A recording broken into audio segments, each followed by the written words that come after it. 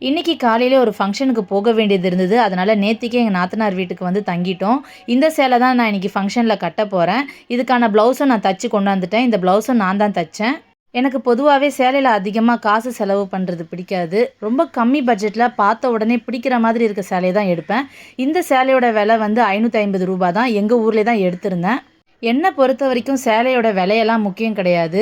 எனக்கு பிடிச்ச சேலை ரூ. 100 ரூ. 150லாம் இருந்தா கூட சரி, அத பொக்கிஷமா பாதுகாத்துப்பேன். ஏன்னா எனக்கு சேலைன்னா அவ்ளோ பிடிக்கும்.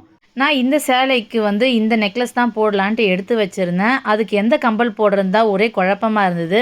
ஃபைனலா எல்லாரும் நான் ஃபர்ஸ்ட்டு காமிச்சேன்ல அந்த கம்பலே போடுங்க. அதான் செட்டா இருக்கும்னு சொன்னாங்க. அதனால அதையே எடுத்து போட்டுக்கிட்டேன்.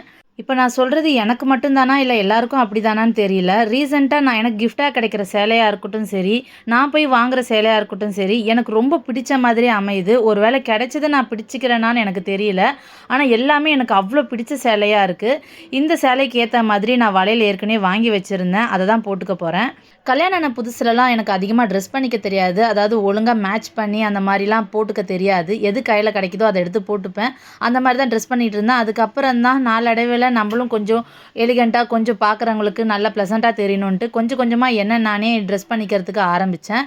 என்னதான் கண்ணாடிய பார்த்து பார்த்து ட்ரெஸ் பண்ணாலும், என்னோட ஹீரோ வந்து பார்க்குறதுக்கு சூப்பரா இருக்க அப்படின்னு சொல்ற வரைக்குமே மனசு நிறையாது.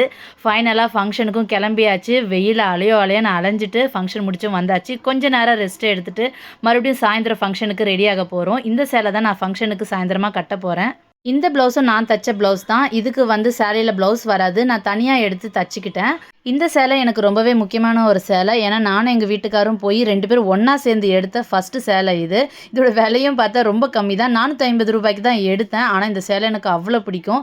இதுவரைக்கும் சேலையே எடுத்து குடுத்தது இல்லையா அப்படின்னு கேட்காதீங்க. நெறைய ட்ரெஸ் எடுத்து குடுத்துருக்காங்க. எனக்கு கல்யாணத்துக்கு முன்னாடியே நெறைய சேலை குடுத்ததால, நான் சேலை அதிகமா எடுக்க மாட்டேன். நாங்க 2 பேரும் ஒண்ணா போய் எடுத்தோம். பார்த்த உடனே பிடிச்சதால இந்த சேலை எடுத்தேன்.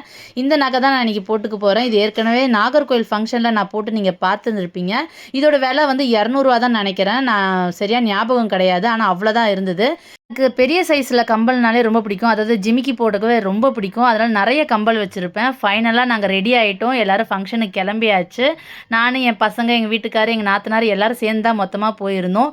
எல்லாரும் நெறைய ஃபோட்டோஸும் எடுத்திருந்தோம். இந்த வீடியோ உங்களுக்கு பிடிச்சிருக்கும்னு நம்புறேன். அடுத்த ஒரு சூப்பர் வீடியோல பார்க்கலாம்.